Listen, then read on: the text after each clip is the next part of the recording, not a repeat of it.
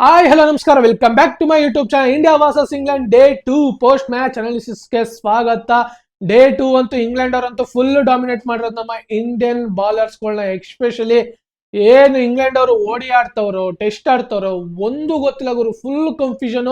ಆ ತರ top quality batting ಆಡಿದ್ದು ಬೆನ್ ಟೆಕೆಟ್ ಮತ್ತೆ ಜೋ ಕ್ರಾಲಿ ಅವರು ನಾವು ಎಕ್ಸ್ಪೆಕ್ಟೇಷನ್ ಮಾಡಿರ್ಲಿಲ್ಲ. ಡೇ 2 ಅರ್ಧ ದಿನ ಆದ್ಮೇಲೆ ಇವರು ಅರ್ಧ ದಿನ ಬ್ಯಾಟಿಂಗ್ ಆಡ್ತಾರೆ.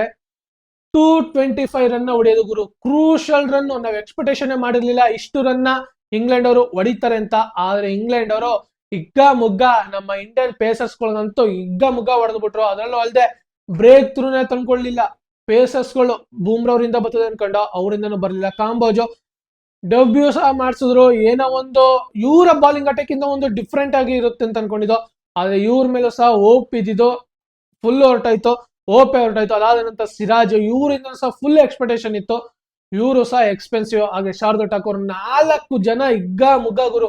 Full expensive ಆಗೋರು ಪೇಸರ್ಸ್ಗಳು. ಅದರಲ್ಲೂ ಅಲ್ಲದೆ ಬ್ರೇಕ್ ಥ್ರೂನ ತಂದ್ಕೊಟ್ಟಿದ್ದು ಅಂದ್ರೆ ಜಡೇಜ್ ಓವರ್ ಅಲ್ಲಿ. ಆ ಜೋ ಕ್ರಾಲಿ ಅವರು ಅದನ್ನು ಹೊಡೆಯುವಂತ ಇಂಟೆಂಟ್ ಅಲ್ಲಿ ಆಡಿದ್ರೆ ಪಕ್ಕ ಅವರು ಯಾವ್ದೇ ರೀತಿ ಔಟ್ ಆಗ್ತಾರಲ್ಲ. 2 ಮನ್ಸ್ ಇಟ್ಕೊಂಡು ಬ್ಯಾಟಿಂಗ್ ಆಡಿದ್ರು, ಅದರಿಂದ ಅದು ಔಟ್ ಆಗಿದ್ದು. ಸ್ಲಿಪ್ಗೆ ಕ್ಯಾಚ್ ಹೋಗಿ ಕೆ ಎಲ್ ರಾಹುಲ್ ಅವರು ಹಿಡಿದಿದ್ದು. ಇಲ್ಲ ಅಂದಿದ್ರೆ ಪಕ್ಕ ಬೆನ್ ಟೆಕೆಟ್ ಮತ್ತೆ ಜೋಕ್ರಾಲಿ ಅವರು 200+ ಪಾರ್ಟ್ನರ್ಶಿಪ್ ಅಂತೂ ಬಿಲ್ಡ್ ಮಾಡ್ತಾ ಇದ್ರು. ಆ ತರ ಕಾಣಿಸ್ತಾ ಇತ್ತು. ಇವರು ಓಡಿ ತರನೇ ಆಡ್ತಾ ಇದ್ರು. ಓವರ್ಗೆ 5 ರನ್ ಇಲ್ಲಾಂದ್ರೆ 7 ರನ್ ಆ ತರ ಬರ್ತಾ ಇತ್ತು. ಕ್ರೂಷಲ್ ಆಗಿ ನಾವು ಎಕ್ಸ್ಪೆಕ್ಟೇಷನ್ ಮಾಡಿರ್ಲಿಲ್ಲ ಟೆಸ್ಟ್ ಅಲ್ಲಿ ಈ ತರ ರನ್ ಬರುತ್ತೆ ಅಂತ. ಆದ್ರೂ ಆ ತರ ಬ್ಯಾಟಿಂಗ್ ಆಡಿದ್ದು ಒಡೆಯ ಇಂಟೆಂಟ್ ಅಲ್ಲಿ ಆಡ್ತಾ ಇದ್ರು. ಹಾಗೆ ಡೇ 2 ಮ್ಯಾಚ್ ಗೆ ಬಂದ್ರೆ ಇಂಡಿಯಾ 264 ರನ್ಗೆ 4 ವಿಕೆಟ್ ನ ಕಳ್ಕೊಂಡಿರುತ್ತೆ. ಶಾರ್ದೂಲ್ ಠಾಕೂರ್ ಮತ್ತೆ ಜಡೇಜ್ ಅವರು ಇಬ್ರು ಬ್ಯಾಟಿಂಗ್ ನ ಸ್ಟಾರ್ಟ್ ಮಾಡ್ತಾರೆ.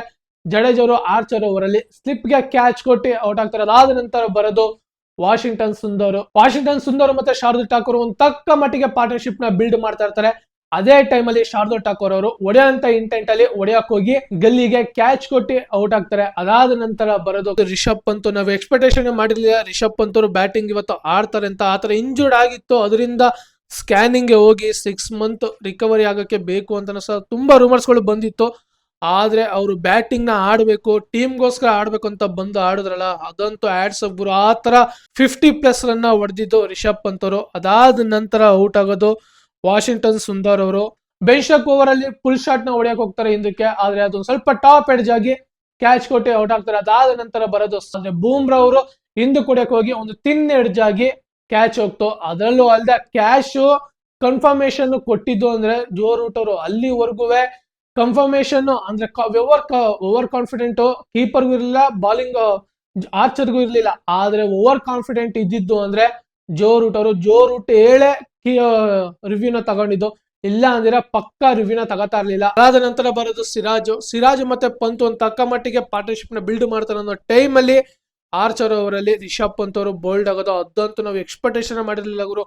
ಆ ತರ ಔಟ್ ಆಗೋದು ರಿಷಬ್ ಪಂತ್ ಅವರು. ಅದರಲ್ಲೂ ಅಲ್ಲದೆ ಅವ್ರದ್ದು ಕಾಲು ಫುಟ್ ಮೂವ್ಮೆಂಟ್ ಮುಂದಕ್ಕೆ ಬರ್ತಾ ಇರ್ಲಿಲ್ಲ. ಅದನ್ನು ಸಹ ಅವರು ನಾನ್ ಸ್ಟ್ರೈಕ್ ಬ್ಯಾಟ್ಸ್ಮನ್ ನ ಕೇಳ್ತಾ ಇದ್ರು, ಕಾಲ್ ಮುಂದೆ ಬರ್ತಿದ್ಯಾ ಅಂತ.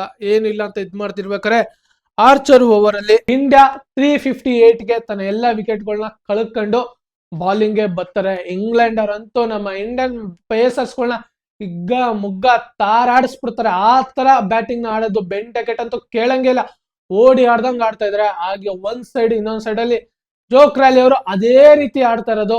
ಅವ್ರು ಏನಂದ್ರೆ ಒಂದು ಎಕ್ಸ್ಟ್ರಾ 20 ಬಾಲ್ಸ್ ಎಕ್ಸ್ಟ್ರಾ ಆಡಿದ್ರು ಹೊರತು ಇನ್ಯಾವುದೇ ರೀತಿ ಇನ್ನೂ 50+ ಆ ತರ ಎಕ್ಸ್ಟ್ರಾ ಬಾಲ್ ಆಡಿರ್ಲಿಲ್ಲ. ಇಬ್ರು ಸಹ ಸಿಮಿಲರ್ ಆಗಿ ಬ್ಯಾಟಿಂಗ್ ನ ಆಡ್ಕೊಂಡು ಹೋಗ್ತಾ ಇದ್ರು. ಒಂದು ತಕ್ಕ ಮಟ್ಟಿಗೆ ಇಬ್ರಿಗೂ ಏನಾದ್ರು ಜೋ ಕ್ರಾಲಿ ಅವರು ಅದೊಂದು ಮಿಸ್ಟೇಕ್ ಮಾಡಿರ್ಲಿಲ್ಲ ಅಂದ್ರೆ ಇಬ್ರು ಸಹ 100 ನ ಹೊಡೆಯುವಂತೆ ಎಲ್ಲ ಕೇಪಬಿಲಿಟಿ ಇತ್ತು ನೆನ್ನೆ ಮ್ಯಾಚ್ ಅಲ್ಲಿ. ಇದಂತೂ ನಾವು ಎಕ್ಸ್ಪೆಕ್ಟೇಷನ್ ನ ಮಾಡಿದ್ದು ರನ್ಸ್ ಬರುತ್ತೆ ಅಂತ. ಬ್ರೇಕ್ ಥ್ರೂ ನ ತಂದ್ಕೊಟ್ಟಿದ್ದು ಅಂದ್ರೆ ಜಡೇಜರು. ಪೇಸರ್ಸ್ಗಳು 4 ಜನನು ತಂದ್ಕೊಡದೆ ಇದ್ದಿದ್ನ ಬಂದು ತಂದ್ಕೊಟ್ಟಿದ್ದು ಅಂದ್ರೆ ಜಡೇಜಾ. ಅದನ್ನು ಸಹ ಹೊಡೆಯೋನೋ ಬೇಡವನ್ನ ಒಂದು ಇಂಟೆಂಟ್ ಅಲ್ಲಿ ಆಡಕ್ ಹೋಗಿ ಕ್ರಾಲಿ ಅವರು ಕೆ ಎಲ್ ರಾಹುಲ್ ಅವರಿಗೆ ಸ್ಲಿಪ್ ಗೆ ಕ್ಯಾಚ್ ಕೊಟ್ಟು ಔಟ್ ಆಗ್ತಾರೆ. ಅದಾದ ನಂತರ ಬರೋದು ಆಲಿ ಪೋಪ್ ಮತ್ತೆ ಬೆನ್ ಟೆಕೆಟ್. ಇವರಿಬ್ರು ಒಂದು ಪಾರ್ಟ್ನರ್ಶಿಪ್ ನ ಬಿಲ್ಡ್ ಮಾಡ್ತಾ ಇರ್ತಾರೆ. ಅದೇ ಟೈಮ್ ಅಲ್ಲಿ ಕಂಬೋಜ್ ಓವರ್ ಅಲ್ಲಿ ಬೆನ್ ಟೆಕೆಟ್ ಅವರು ಔಟ್ ಆಗ್ತಾರೆ. ಅದಾದ ನಂತರ ಬರೋದು ಜೋ ರೂಟ್ ಮತ್ತೆ ಆಲಿ ಪೋಪ್. ಇವರಿಬ್ರು ಒಂದು ತಕ್ಕ ಮಟ್ಟಿಗೆ ಪಾರ್ಟ್ನರ್ಶಿಪ್ ನ ಬಿಲ್ಡ್ ಮಾಡ್ತಾ ಇದ್ದಾರೆ. ಇವಾಗ ಇಂಗ್ಲೆಂಡ್ ನ ಸ್ಕೋರು 225, 2 ವಿಕೆಟ್ಗಳನ್ನ ಕಳ್ಕೊಂಡಿರೋದು. ಈ ಅರ್ಧ ದಿನದಲ್ಲಿ ಡೇ 2 ಅಲ್ಲಿ ನಮ್ಮ ಇಂಡಿಯಾ ಅರ್ಧ ದಿನ ಆಡಿದ್ರೆ ಇವ್ರು ಅರ್ಧ ದಿನ ಆಡೋರೆ. ಅರ್ಧ ದಿನದಲ್ಲಿ ಇವ್ರು ಹೊಡೆದಿರೋ ರನ್ನು 225. ಆದ್ರೆ ನಮ್ಮ ಇಂಡಿಯಾ ಡೇ 1 ಅಲ್ಲಿ ಪೂರ್ತಿ ಆಡೋರೆ, ಆದ್ರೆ ರನ್ ಹೊಡೆದಿರೋದು 264. ಇಷ್ಟೇ ರನ್ ಹೊಡೆದಿರೋದು. ಇವ್ರಿಗೂ ಕಂಪ್ಯಾರಿಸನ್ ಮಾಡಿದ್ರೆ ನಾವು ಅಜಗಜಾಂತರ ದೂರ ಇದೀವಿ. ಆ ತರ ಟಾಪ್ ಕ್ವಾಲಿಟಿ ಬ್ಯಾಟಿಂಗ್ ಆಡಿರೋದು ಇಂಗ್ಲೆಂಡ್ ಅವರು. ಪೂರ್ತಿ ಡಾಮಿನೇಟ್ ಮಾಡ್ತಾ ಇದ್ದಾರೆ ನಮ್ಮ ಇಂಡಿಯಾದವರು. ಈ ಡೇ 3 ಏನಾಗುತ್ತೆ ಅಂತ ಗೊತ್ತಿಲ್ಲ. ಇವತ್ತು ಮುಗ್ಗ ಪೇಸರ್ಸ್ಗಳು ವೆರಿ ಎಕ್ಸ್ಪೆನ್ಸಿವ್ ಆಗಿದ್ದಾರೆ ನಿನ್ನೆ ಮ್ಯಾಚ್ ಅಲ್ಲಿ. ಇವತ್ತು ಅದೇ ರೀತಿ ಆಗ್ತಾರಂತ ನೋಡ್ಬೇಕು. ಒಟ್ನಲ್ಲಿ ವಿಕೆಟ್ ಅಂತೂ ಬೀಳ್ತಾ ಇರಲಿಲ್ಲ ಪೇಸರ್ಸ್ಗಳಿಗೆ.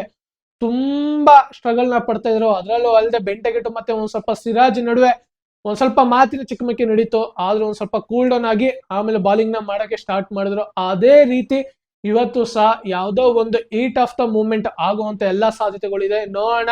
ವೆರಿ ಎಕ್ಸೈಟ್ ಆಗಿದ್ದೀನಿ ಡೇ 3 ಏನಾಗುತ್ತೆ ಅಂತ. ಇಂಗ್ಲೆಂಡ್ ಅವರು ಹೈ ಸ್ಕೋರಿಂಗ್ ಲೀಡ್ ಕೊಡುವಂತ ಎಲ್ಲಾ ಸಾಧ್ಯತೆಗಳಿದೆ. ಇವತ್ತಿನ ಡೇ 3 ಅಲ್ಲಿ ಹೈ ಸ್ಕೋರಿಂಗ್ ಲೀಡ್ ನ ಕೊಟ್ಟು ಇಂಡಿಯಾದವ್ರನ್ನ ಸೋಲ್ಸುವಂತ ಎಲ್ಲಾ ಕೇಪಬಿಲಿಟಿ ಇದೆ ಇಂಗ್ಲೆಂಡ್ ಅವ್ರಿಗೆ. ಆದ್ರೆ ಆ ರೀತಿ ಆಗ್ಬಾರ್ದು.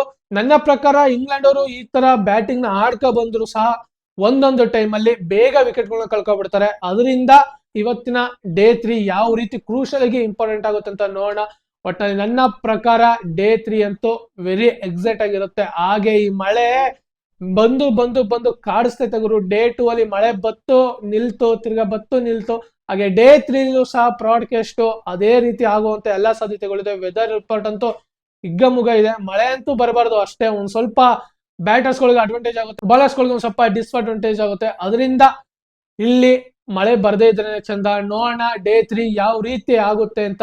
ನನ್ನ ಪ್ರಕಾರ ಇವತ್ತು ಹೈ ಸ್ಕೋರಿಂಗ್ ಲೀಡ್ ಹೋಗುವಂತ ಎಲ್ಲಾ ಸಾಧ್ಯತೆಗಳಿದೆ. ಹಾಗೆ ನಿಮ್ಮ ಪ್ರಕಾರ ಇವತ್ತು ಹೈ ಲೀಡಿಂಗ್ ಸ್ಕೋರ್ ಎಷ್ಟು ಹೋಗ್ಬೋದು ಅಂತ ಕಮೆಂಟ್ ಬಾಕ್ಸ್ ಅಲ್ಲಿ ಕಮೆಂಟ್ ಮಾಡಿ. ಹಾಗೆ ಯಾರ್ಯಾರು ವಿಡಿಯೋ ನೋಡ್ತಾ ಇದ್ರೆ ಲೈಕ್ ಮಾಡಿ, ಶೇರ್ ಮಾಡಿ ಮತ್ತು ನನ್ನ ಯೂಟ್ಯೂಬ್ ಚಾನಲ್ ನ ಸಬ್ಸ್ಕ್ರೈಬ್ ಮಾಡಿ. ಹಾಗೆ ಇದೇ ತರ ಮುಂದಿನ ವಿಡಿಯೋದಲ್ಲಿ ಸಿಗೋಣ.